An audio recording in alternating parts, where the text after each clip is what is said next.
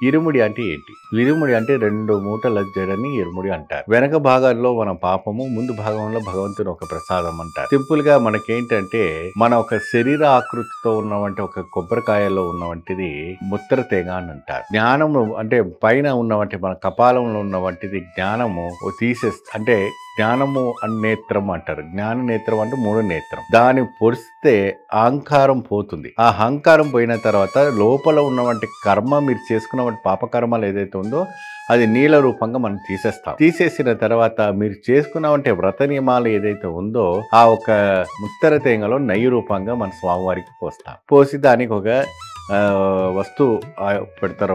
Crack పెట్టి దానిపైన వస్తువు పెట్టి పసుపు కుంకుమ పెట్టి శుభ్రంగా బియ్యం పోసి ఇంటి కుటుంబ సభ్యులంతా కూడా ప్యాక్ చేసి కానిపూర్ను కూడా వేసి చక్కగా బ్రహ్మాండమైనటువంటి యోగదాయకం రావడానికి అవకాశం అనేది కనపడుతుంటుంది. ఆ ఇరుముడిలో ముందు భాగాన మాలికాపూరితమకు కావాల్సినటువంటి సామాగ్రిలు, కరుపు స్వామికి సంబంధించినటువంటి సామాగ్రిలు, అయ్యప్ప స్వామికి కావాల్సినటువంటి అభిషేక సామాన్లు మరియు ప్రసాదాలను పెడతారు.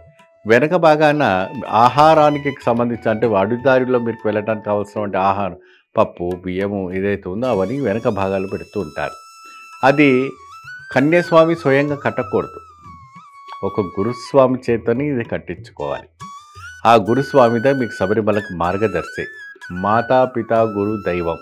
దైవం అనేది లాస్ట్ వచ్చింది. ఫస్ట్ మాతాపిత గురు దైవము. ఆ గురు దగ్గరనే ఆ గురు క్రమశిక్షణతోనే ఆ స్వామి చెప్పిన విధానంగానే చక్కగా కూర్చొని కుటుంబ సభ్యులంతా కూడా చివరిగా మీకు వేసేవంటి భిక్ష